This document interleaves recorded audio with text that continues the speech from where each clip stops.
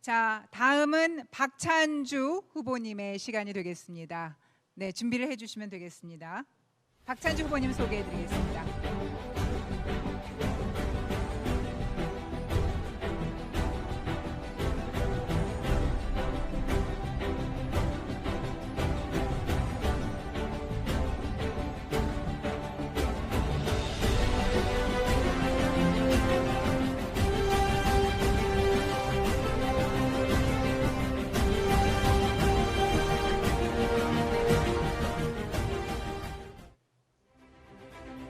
네, 박찬주 후보님이 약속의 다리를 건너고 계십니다.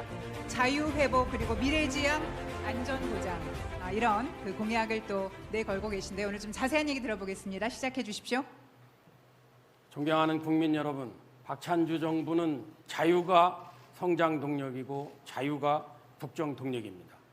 제4차 산업혁명 시대에는 한 사람의 재능과 아이디어가 수백만 명을 먹여 살릴 수도 있습니다. 그런 환경을 만들기 위해서는 자유의 가치가 사회와 국정 전반에 뿌리를 내려야 됩니다.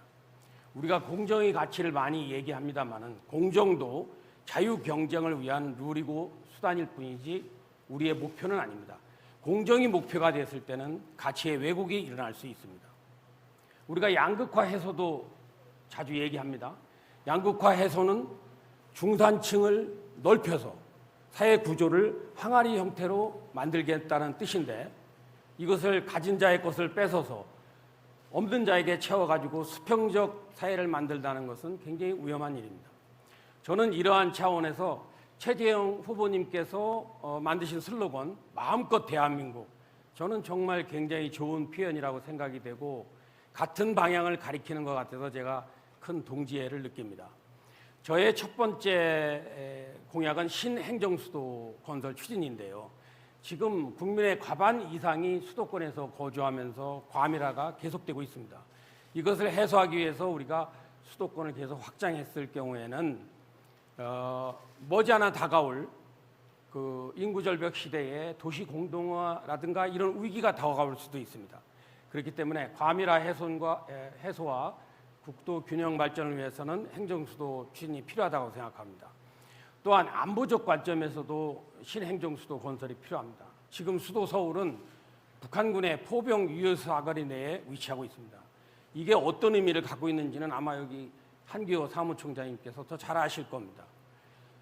여러분, 월남의 사이공, 아프간의 카불을 통해서 우리가 얻는 것은 수도의 함락은 곧 전쟁의 종결로 이어질 수가 있습니다. 저는 결코 군사적으로 수도권을 포기하자는 말이 아닙니다. 전략적 유연성을 가져야 된다는 뜻입니다. 그리고 행정수도 건설은 통일을 대비해서도 필요합니다. 평양과 서울은 역사가 축적된 도시로서 상징성을 남겨두고 통일 한국의 수도의 역할은 행정수도가 맡아야 된다. 그래서 제가 구상하는 신행정수도는 미국의 워싱턴, 호주의 캔버라, 터키의 앙카라 3개 도시의 장점을 아우르는 것인데 이것은 제가 충남도당 위원장 하면서 1년 동안 많은 자문과 검토를 통해서 내린 결론입니다. 그래서 국회의사당의 이전은 물론이고 대법원, 헌법재판소, 청와대, 정부 각 기관 그리고 국가의 권위를 나타내는 국립박물관이나 전쟁기념관까지 이전을 해야 됩니다. 그리고 서울에서 출퇴근하는 도시가 되지 않도록 천안과 청주를 연하는 선에 거대한 생활권을 구축하는 것이 필요하다. 그래서 저는 정부 출범 초기에 TF를 발족시켜서 계획을 발전시키고 헌법 개정까지도 추진하겠습니다. 두 번째 저의 대표적인 공약은 1가구 1주택 자유화 정책입니다. 문재인 정부 시기에 이런 규제 중심의 부동산 정책은 사람은 통제할 수 있지만 시장을 통제할 수는 없습니다. 박찬주 정부의 부동산 정책은요, 시장의 원리를 거스르지 않고 정부의 직접적인 개입을 최소화하면서 정부 본연의 역할에 충실한다는 겁니다. 제가 자유화라는 표현을 쓴 이유는 기초 자유의 보장 차원에서 국민들께서 1가구 1주택을 가질 수 있는 여건을 국가에서 보장한다는 차원 하나하고 또 평수와 관계없이 집을 갖고 있음에도 불구하고 과도한 과세로 인해서 불안을 느끼고 불편을 느끼는 것은 국민에 대한 국가의 도리가 아니라고 생각합니다.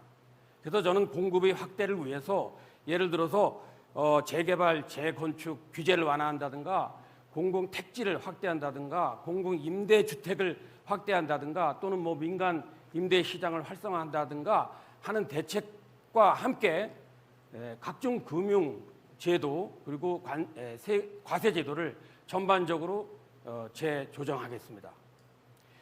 다음 세 번째는 군 지휘구조 개편입니다. 여러분 여기 정말 주목해 주셔야 됩니다.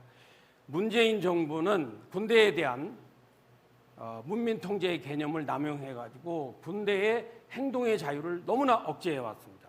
그리고 군대는 스스로 정부의 평화 정책을 지원한다는 명분으로 스스로 훈련을 포기한다든가 지피를 폭파시키고 철조망과 지뢰를 거두어내는 등 우리 태세를 이완시켜 왔습니다. 저는 우리 군대가 정치적으로 휘둘리지 않고 군 본연의 임무에 충실할 수 있는 방향으로 지휘 구조를 개편하겠습니다. 그것은 먼저 합참은 현재의 규모보다 5분의 1로 줄여서 국가 통수기구의 보좌 역할에 충실하도록 하고 통합군 사령부를 설치해서 육해공군 전력을 통합 지휘하도록 하겠습니다. 아울러서 육해공군 해병대 외에 미사일군을 설치해서 대한민국을 우주와 영공으로부터 전방위적으로 방어할 수 있는 미사일 방어 체제를 갖추겠습니다. 아울러서 북한을 12시간 안에 국가 기반을 완전히 무너뜨릴 수 있는 충분량의 미사일을 확보하겠습니다. 어쩌면 이 미사일군의 단독 작전만으로도 전쟁을 종결시킬 수 있는 그런 능력을 갖춤으로써 전쟁을 억제하도록 하겠습니다. 국민 여러분, 안전한 가운데 자유를 누리면서 미래를 맞이할 수 있는 그런 대한민국, 박찬주와 함께하면 가능합니다. 여러분 함께해 주십시오. 감사합니다.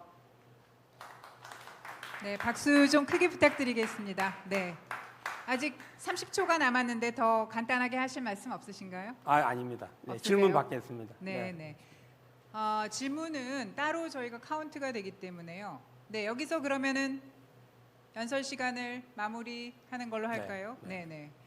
아까 그 정책 관련해서 이제 최재형 후보님께 동지를 느낀다고 하셨는데 마침 최재형 후보님께서 질문을 하셔야 됩니다. 네, 아주 슬기로운 말씀이셨던 것 같습니다. 최재형 후보님, 네, 질문 부탁드리겠습니다. 네, 저희 마음껏 대한민국에 공감한다는 말씀을 해주셔서 감사합니다. 두 가지 여쭤보겠습니다. 신행정 수도 건설하신다고 그러셨는데 많은 예산이 소요될 것 같습니다. 어느 정도 예산을 예상하고 계시고 그 예산의 조달 방법을 어떻게 생각하고 계신지 말씀해 주시고요. 지금 우리나라의 군지 구조 개편에 관해서 말씀해 주셨습니다. 우리나라의 지금 현재의 헌법상 군 최고 통수권자는 대통령이신데 현재 우리나라의 군지 체계가 많이 무너졌다고 말씀해 주셨습니다. 문재인 대통령의 국군 통수권자로서의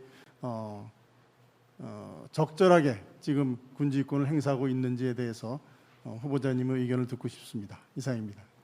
네, 우선 첫 번째 질문에 대한 답변은 신행정 수도 건설에 관한 구상한 기초적인 구상 단계입니다.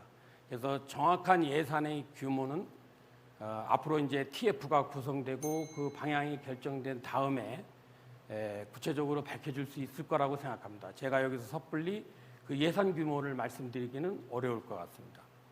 그다음에 이제 두 번째 질문에 대해서는 대한민국 대통령은 헌법 74조에 의해서 대통령이라는 모자와 군 통수권자라는 모자를 동시에 쓰고 있습니다. 그러니까 대통령은 국군 최고사령관의 지위를 갖게 됩니다. 대통령은 대통령의 모자를 쓰고는 얼마든지 국민을 향해서 평화를 얘기할 수도 있습니다. 그러나 군 통수권자의 모자를 쓰고 군대를 향해서는 전쟁에 대비하라고 해야 되고 준비하라고 해야 되고 그리고 그런 준비를 할 수 있도록 여건을 보장해 줘야 됩니다. 앞으로 국민의힘 후보 분들 중에 어느 분이 통수권자가 되시더라도 정치적으로 휘둘리지 않고 군대가 본연의 임무를 수행할 수 있도록 보장해 주는 것, 그것이 가장 중요한 일이라 생각하고 아까 네. 남은 30초 쓰면 안 될까요? 네, 그건 제 마음대로 어렵습니다. 그래서 죄송합니다. 네, 문재인 충분히- 대통령의 네. 평가는 문재인 대통령은 머릿속에 본인이 군 통수권자라는 인식이 전혀 없었던 것으로 저는 평가를 하고 네, 있습니다. 여기까지 하겠습니다. 감사합니다. 네, 박찬주 후보님 감사드립니다. 네.